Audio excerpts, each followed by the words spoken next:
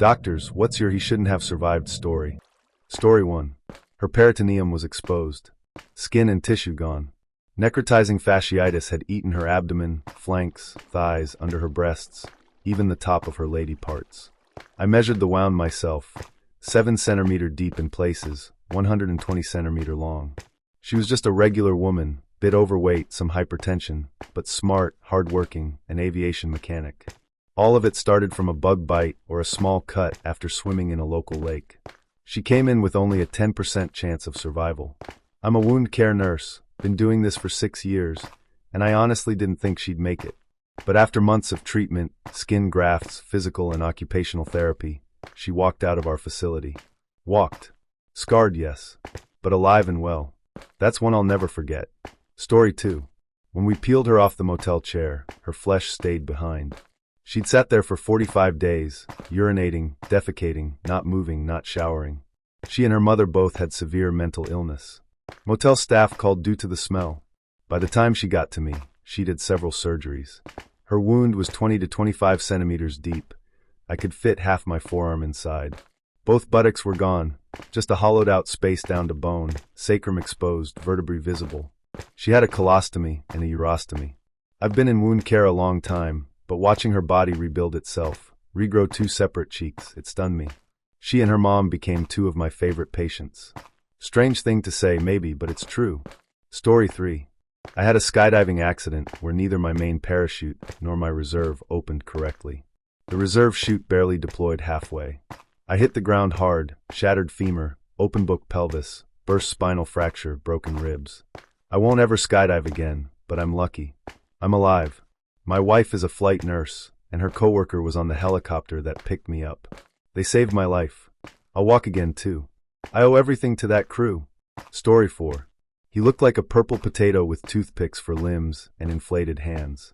Mr. X, 38, came in with a swollen abdomen, extreme fatigue, and massive lymph nodes. Biopsy said Hodgkin's lymphoma, aggressive subtype.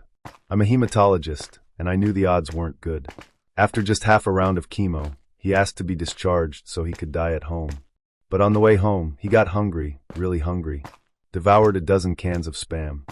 His friend joked, "If you can eat that, you can survive more chemo." 1 month later, he returned, healthy, groomed, ready to continue treatment. I didn't even recognize him. After 8 rounds, he had a complete response. 5 years later, he's still doing great. I still tell that story. Spam saved a life that day. Story 5. He had a hemoglobin level of 2.7. That's all I need to say, really. He should have been dead. I was the lab tech who drew his blood. It looked thin, watery. The machine didn't even register it at first.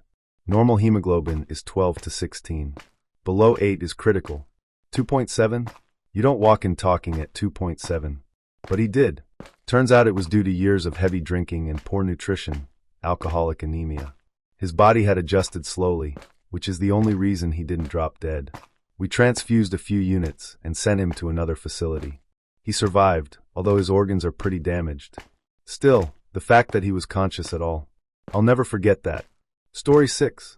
My dad got hit by a train while riding his bike. The train was going 80 miles per hour. I'll never forget that call. At the hospital, they told us he probably wouldn't make it. His blood pressure was tanking. They cut a hole in his stomach, and somehow that stabilized him for the night. Weeks later, he woke up, multiple broken ribs, both collarbones, a traumatic brain injury, collapsed lungs, right arm destroyed. Doctors said he'd never work again. But my dad? He's stubborn as hell. By August, just a few months later, he went back to work as a VP. December, he bought a new bike. Today, he's totally normal. I owe so much to the people who saved him. Story 7. He had a knife sticking halfway out of his sternum. Foot-long scalp laceration, several abdominal punctures, and still talking to EMTs. I was the trauma resident on call. We rushed him to the OR, but not for surgery. He was stable enough that we did conscious sedation and just pulled the knife out while surgeons stood by, ready to jump in. No organ damage. Nothing vital hit. I still don't understand how that's possible. He was discharged that night. His brother had done it. Police took him into custody, and I sent the patient home. I still shake my head thinking about that one. Story 8. He was just a torso. No legs, no waist, nothing below mid-abdomen. I was a nurse on the floor, and I only saw him in passing. He was a gunshot victim, I think, but whatever happened, it was bad enough that surgeons amputated everything below the abdomen. He had surgical drains and tubes to manage bodily functions. No pelvis, no legs. Just arms, chest, neck, and head. I walked past his room and saw him, alive, conscious. It was like something out of The Walking Dead. I didn't care for him directly, but I'll never forget that image. That he survived it all is wild. Story 9. I was a phlebotomist during COVID. In one weekend, I watched 6 patients die in our ICU. One man stuck with me. I drew his blood every morning. His wife, not allowed in the unit, waited for updates. I'd try to give her small reassurances. His blood pressure looked okay today, or his blood was easier to draw. I'd talk to him while he was unconscious, tell him how much she missed him. He coded at least twice. Everyone thought he'd be next. Then I came back after a weekend off, and his room was empty. I panicked, until someone told me he was moved to the first floor. I rushed to his new room. He was sitting up in bed, smiling. I cried in front of him. He walked out of that hospital. I still don't know how. Story 10. My wife was 34 weeks pregnant when she mentioned the baby hadn't been moving much. It was probably nothing, but she brought it up during a routine checkup. Thank God she did. The doctor did an ultrasound and found a placental abruption. They had to do an emergency C-section immediately. If she hadn't said anything, both she and the baby might have died within hours. That small detail saved their lives. Today, both are happy and healthy. Please tell your doctors everything, even the things you think are unimportant. Story 11. I walked into the doctor's office for a routine checkup. Within an hour, I learned I had almost no red blood cells. The doctor kept asking me how I was even standing. Apparently, I had lived with severe anemia for 5 years, unknowingly. I wasn't just anemic, I was dangerously close to dying. The doctor was stunned I hadn't collapsed on the floor. The weirdest part? The year before, my dog had a similar situation. We took her to the vet because she was bleeding everywhere, and her white blood cell count turned out to be literally 0. Neither of us should be alive, honestly. But here we are, both still kicking. I'm grateful every day. I don't know how we made it, but I'm damn sure glad we did. Story 12. I was 300 pounds and a heavy drinker. One night, I blacked out after a dinner out with friends. The last thing I remember was taking one last bite. I woke up nearly 24 hours later in a hospital bed, hooked up to multiple machines. My wife was crying beside me. I couldn't speak. The attending doctor came in and read my chart out loud. BAC was 0.28, blood pressure 150 over 110, blood sugar 115. He looked straight at me and said, "You should be dead. If you don't change now, you will be." That was my wake-up call. After I got out, I lost the weight. I'm down to 185 pounds now. I quit drinking for good, cleaned up my life, and got serious about my health. I know I'm lucky. I shouldn't have walked out of that hospital. But I did, and I'm not wasting the second chance I was given. Story 13. I was volunteering at the hospital when EMS brought in a code. No pulse, no blood pressure, no heartbeat. Basically, dead on arrival. They tried everything, bagging, drugs, chest compressions. Nothing worked. The doctor called time. I had just lost a young cancer patient I'd been sitting with, and I went down to the morgue to pay my respects. I was crying when I heard banging, coming from the freezer. My first thought, zombie movie. But I opened it. The guy inside was alive, breathing. I hit the panic button, and within seconds, doctors and nurses were rushing in. Turns out he had 2 rare conditions. One that slowed his heart so much it was undetectable, and another that caused false negatives on EKGs. So while everything looked like death, he wasn't dead at all. I'll never forget that moment, the dead guy banging to get out. Still gives me chills. Story 14. Winter, 1986. I was a second-year medical student in Oklahoma City. A 68-year-old man coded on the med-surg floor, cardiac arrest. Code blue. About 20 of us were there, including interns and med students. We tried everything, every drug in the crash cart. 45 minutes in, someone said we should stop. But I decided to try a pericardiocentesis, drawing fluid from around the heart. I got about 25 ccs of clear fluid out. Another resident said, that wasn't enough to do anything. But within seconds, we had a measurable blood pressure. We rushed him to the ICU. Over a year later, I was treating a woman at a different hospital, and her father came to visit. We chatted, and he said, I was real sick last year at the VA. Those doctors saved my life. It was him. I hadn't recognized him, but he looked amazing. I'm glad we didn't give up. Sometimes a little hope, and a long shot, can save a life. Story 15.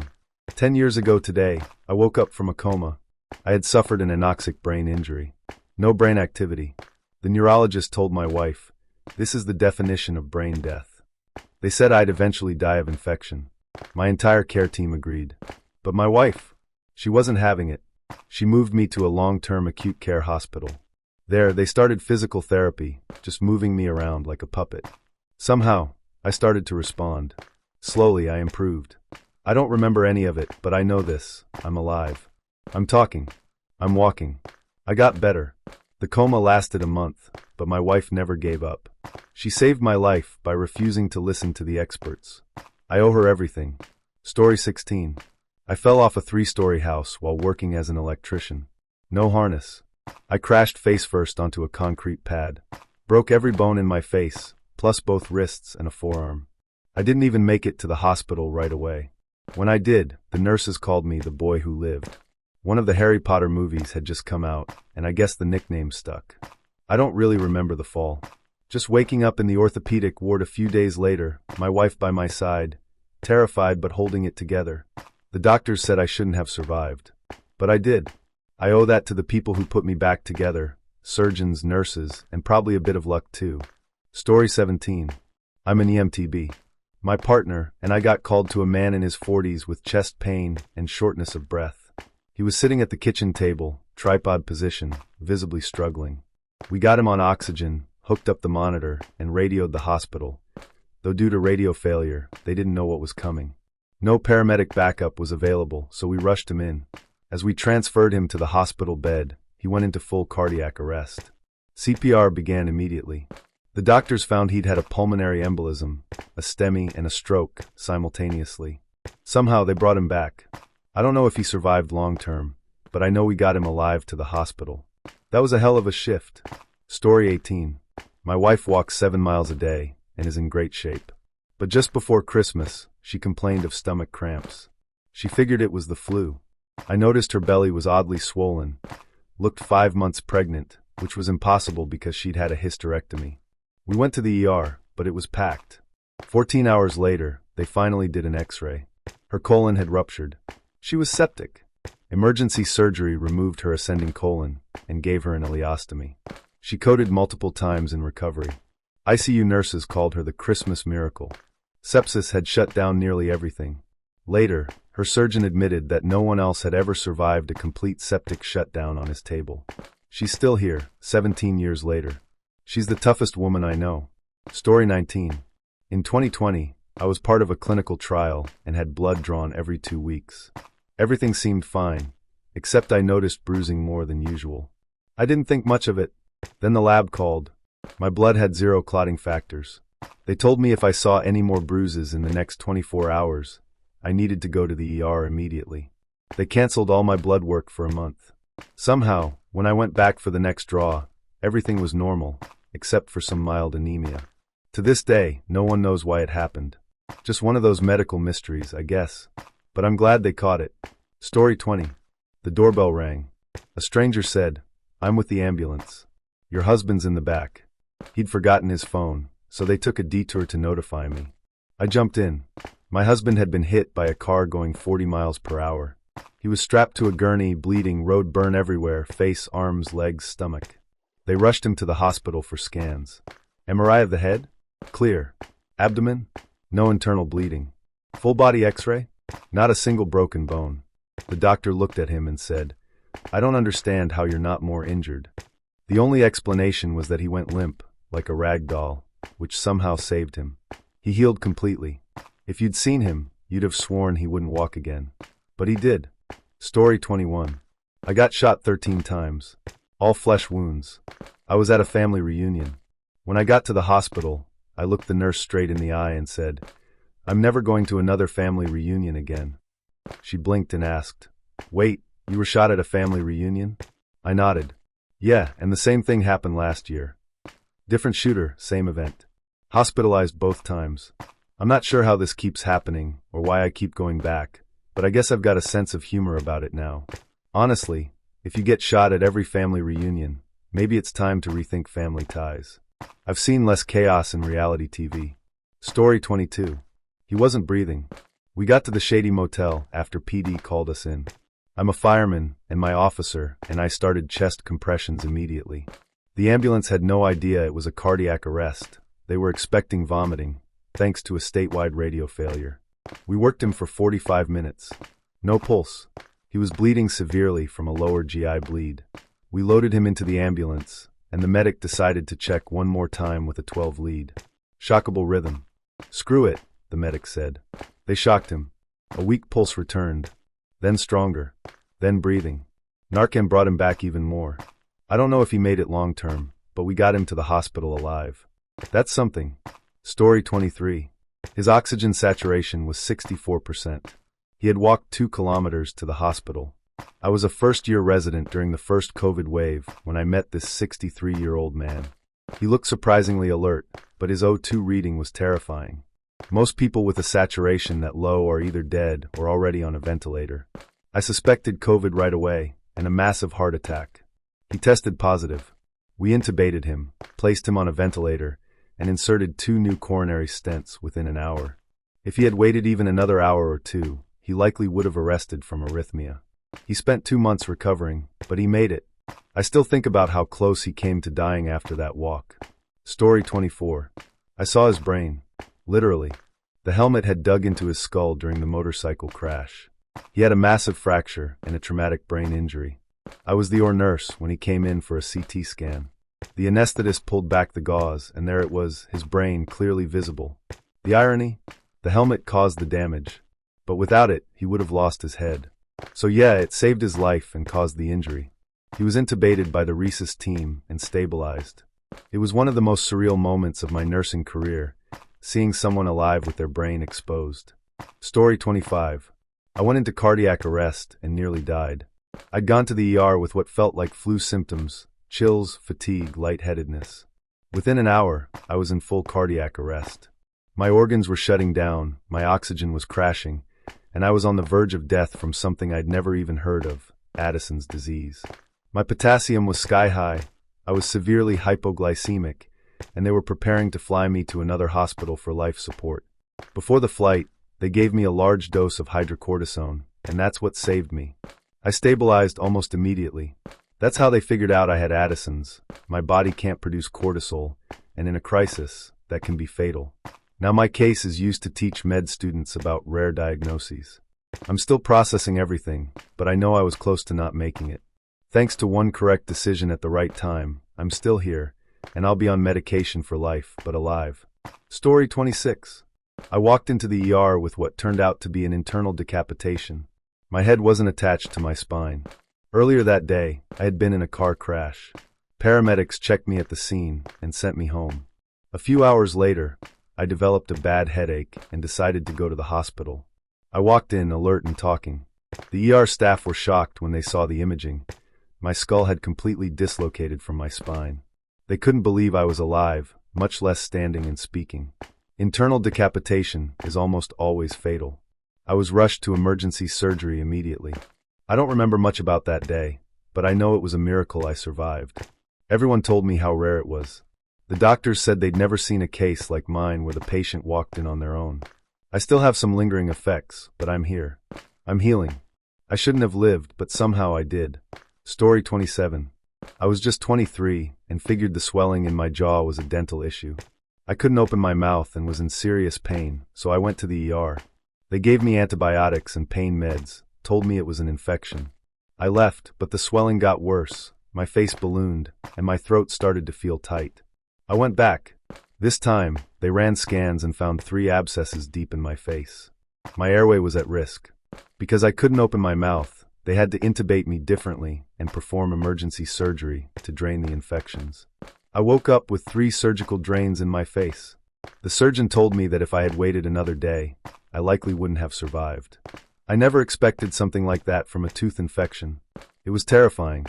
I'm okay now, but I have a new respect for pain signals and a much lower threshold for seeking care. That close call changed everything for me. Story 28. I was pinned under a collapsed building beam after a car accident. I'd crashed into a structure, and the front of my car was crushed. A beam came down and landed right across my lap. Everything below my waist was trapped. I remember the fire crew arriving and trying to keep me calm while they worked to free me. I was alert, but I knew something was very wrong. My left leg was crushed. They suspected I had crush syndrome, where toxins build up in trapped muscles and flood your system once the pressure is released. I lost my leg, but I survived. The doctors said I shouldn't have made it. The damage was extensive, and the risk of cardiac arrest was high once they lifted the beam. But they acted fast, and I lived. Recovery's been tough, and life is different now, but I'm still here. I've learned to walk again with a prosthetic, and every day I'm grateful that rescue team didn't give up on me. Story 29. I ignored a small wound on my foot. I'm diabetic, and I thought it would heal on its own. I didn't want to go to the doctor. I should have. The wound got worse, then infected. Eventually, I collapsed and was rushed to the hospital. I was in a coma for 3 months. By the time I woke up, I had lost one leg at the hip and the heel of the other foot. My remaining leg had a massive wound, 15 centimeters long and nearly to the bone. My lower back and thighs were completely gone. I lost part of my intestine and had to get a stoma. I was also obese, which made treatment harder. At one point, I used the hole in my abdomen as a cup holder. I even underwent maggot therapy, and we reused the maggots by making them puke so they'd eat more infected tissue. I suffered brain damage and kept trying to walk even though I couldn't. But I survived. I'm still here. It was a nightmare, but somehow I made it through. Story 30. I'm an eye doctor in New York City, and 20 years ago, I examined a patient I'll never forget. He was a retired cop and sat down wearing a hat. When he took it off, I saw a crater in his skull. He told me he'd been shot years ago. The bullet hit his chest, ricocheted up through his cheek, passed through his left eye, entered his brain, and exited through his skull. I was stunned. I performed an eye exam, and somehow, despite the path of the bullet, he had 20/20 vision. The retina had a perfect, narrow trail where the bullet passed, but no permanent damage. Cognitively, he was fully functional, sharp, articulate, even humorous. I had to double-check his file to believe it. A bullet had traveled through his face and brain, and he was completely fine. It was like something out of a medical journal. I still tell med students about him. He remains one of the most medically baffling and inspiring patients I've ever seen. Story 31.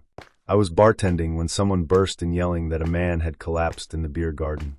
I ran outside and found him unconscious, not breathing, choking on vomit. His pulse was weak, pupils blown. I rolled him onto his side and opened his mouth. Blood and vomit poured out. Then he stopped breathing. I started CPR. I'd never done it outside of training. It felt like forever. When the ambulance arrived, I was shaking and covered in vomit. I honestly thought he was gone. A month later, he walked into the bar. I didn't recognize him at first. He asked for me. "Someone here saved my life," he said. It was him. He'd overdosed on heroin and coke and died twice in the hospital. He'd been on a ventilator for a week. He brought me flowers. I cried right there behind the bar. I never expected to see him again. That night changed me. I don't know if I saved his life, but I helped him survive until help came. That's enough. Story 32. My great-uncle was a tough man. He worked hard labor jobs his whole life and had constant back pain. Eventually, he was put on a morphine pump. In the 2010s, he was hospitalized twice with pneumonia. Both times, we thought we'd lose him. But he fought through it. He was the kind of man who just kept going, no matter what. We used to joke that he was held together by modern medicine and sheer willpower. He finally passed away in February at the age of 82. I miss him a lot.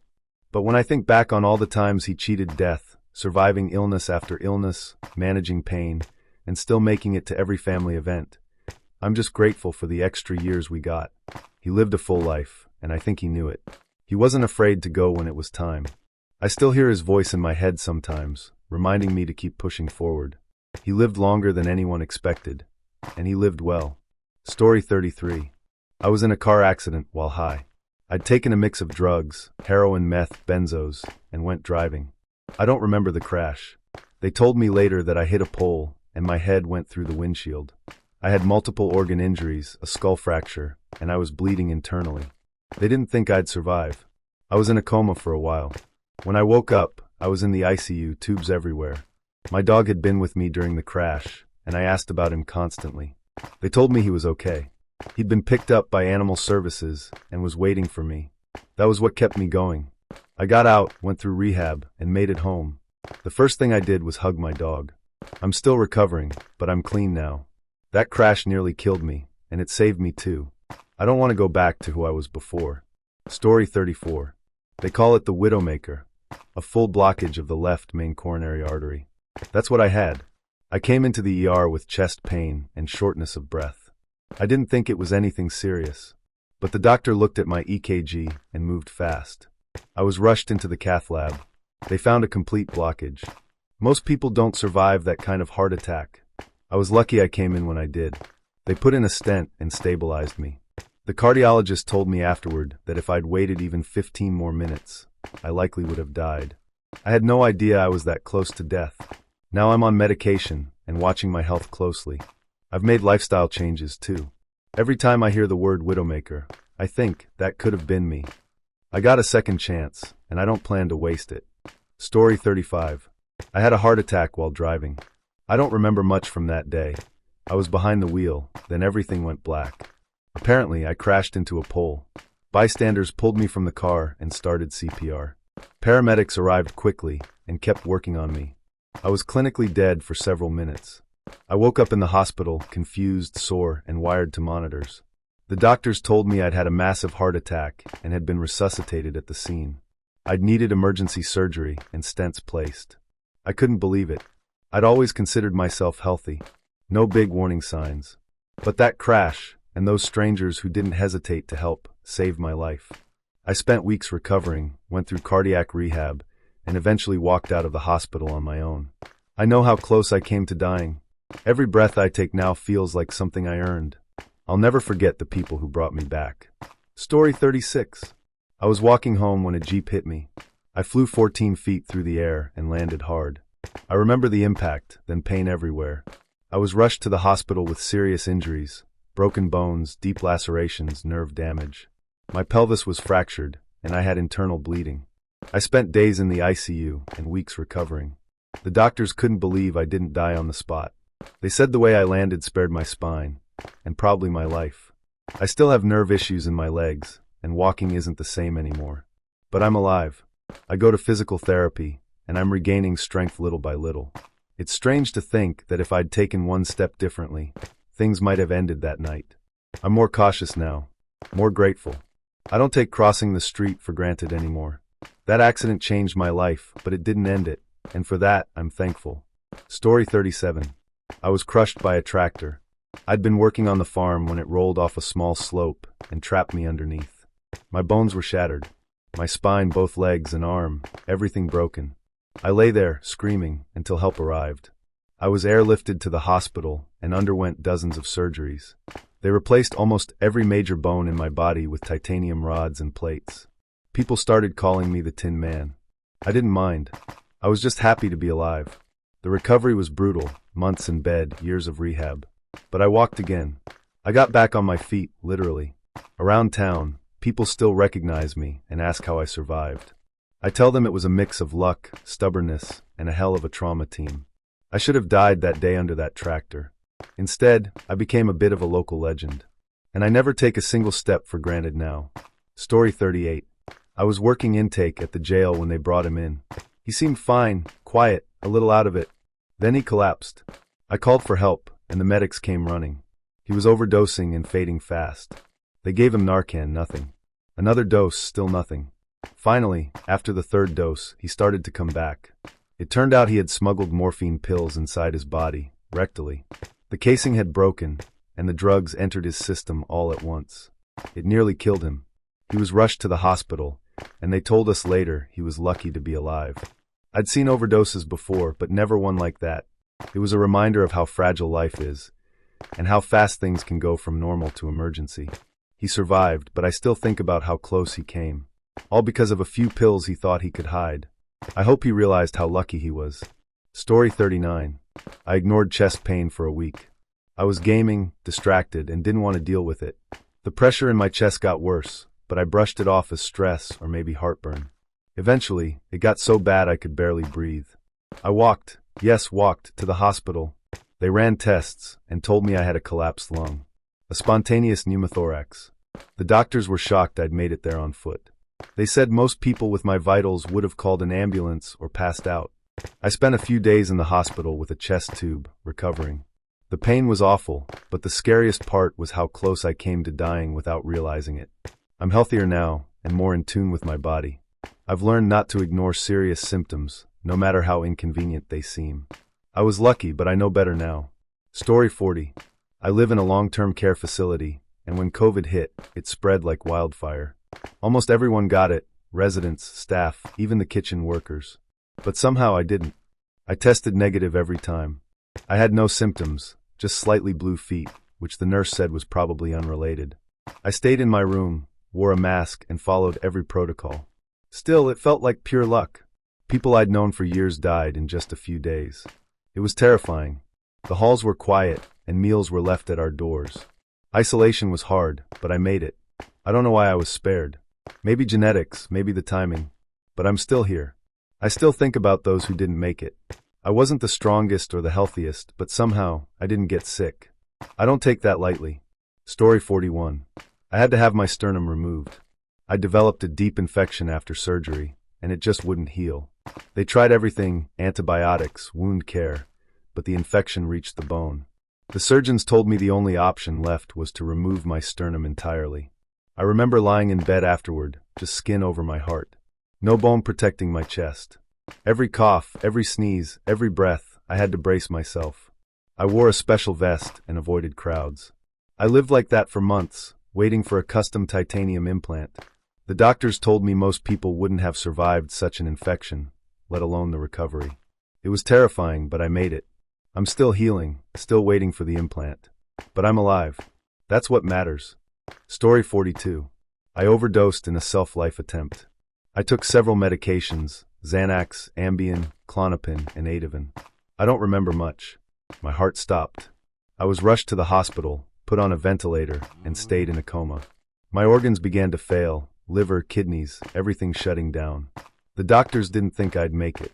But I did. I woke up slowly, confused and foggy. I had nerve damage and memory loss. Some of it's permanent. I still struggle with words sometimes. But I'm here. I got help. Therapy, medication, support. I'm not the same as before, but I'm alive. And I'm trying. That one decision almost ended everything, but it didn't. I'm learning to live again, piece by piece. Story 43. I had a ruptured intestine and didn't know it.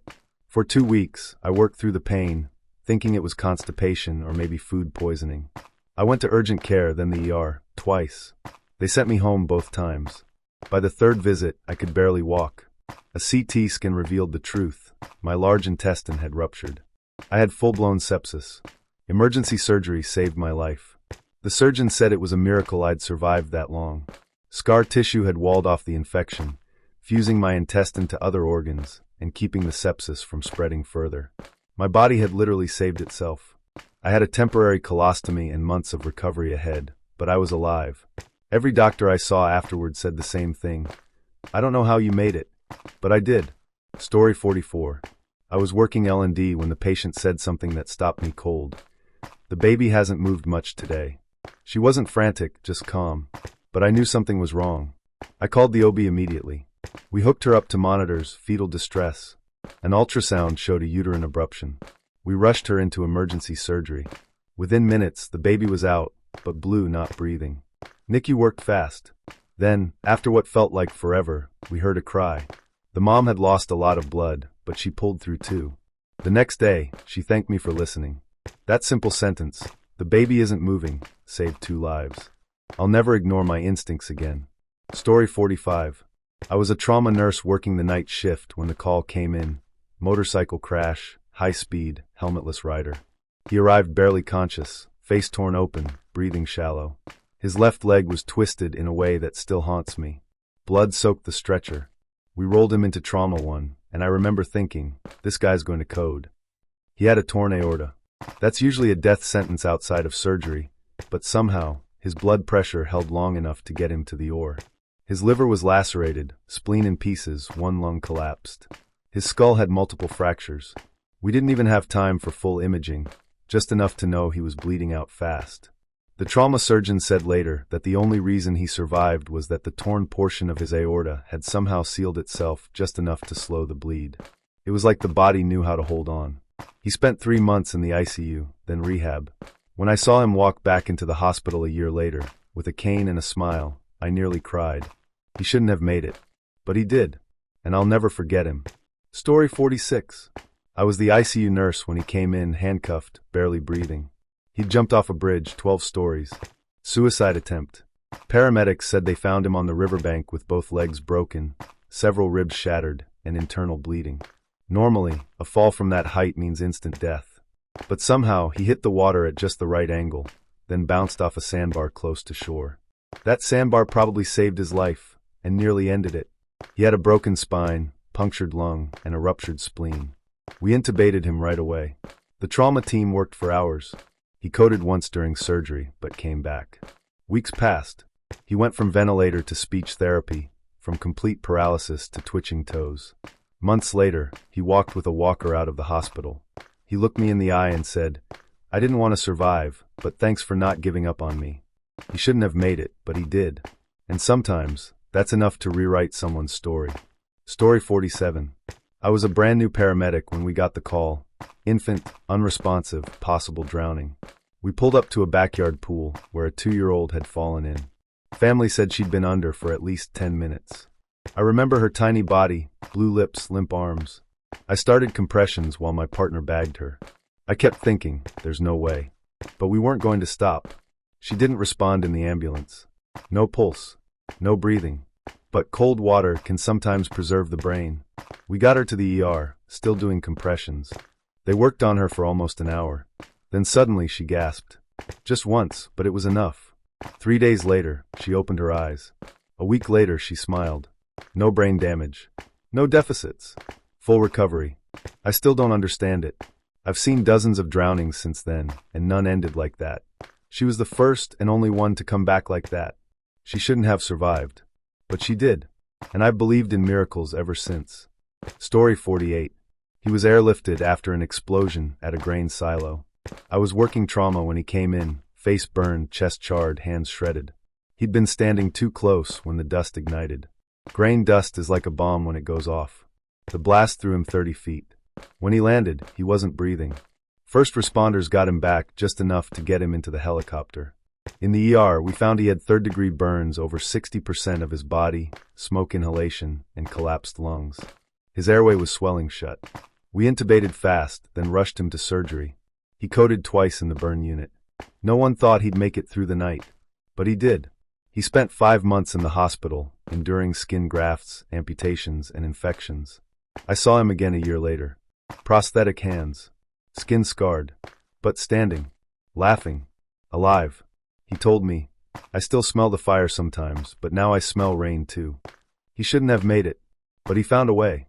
Story 49. She came in after a stabbing. 7 wounds to the abdomen and chest. Domestic violence. Her partner had left her for dead. I was the surgical resident on call. We opened her chest in the trauma bay, right there on the table. 1 lung was collapsed. Her liver was lacerated. 1 knife had nicked her heart. We worked fast, packing wounds, clamping bleeds. Her blood pressure dropped to nothing. We started massive transfusion. At one point, a senior surgeon whispered, "Call the family." But she hung on. She spent 2 weeks in the ICU, intubated and sedated. Slowly, she stabilized. She woke up, confused, scared. She didn't speak for days. One morning, she asked, "Did he kill me?" I said, "No. You're here." She nodded. "Then I guess I get to start over." She left the hospital under police protection. I heard later she moved out of state and started a shelter for survivors. She shouldn't have survived. But she did. And she used that survival to save others. Story 50. He was struck by lightning. Twice. The first bolt hit his shoulder while he was fishing. The second hit the boat, arcing through his wet body. He was found floating in the water, unconscious, barely alive. When he arrived in the ED, his heart was in ventricular fibrillation.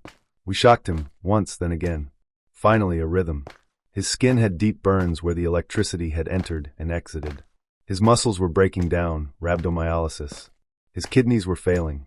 We intubated him and started aggressive fluids. Dialysis. Pain control. It was day by day. Somehow he pulled through. His heart stabilized. His kidneys recovered. When he finally woke up, he looked at his hands and said, "I guess God's got a sense of humor."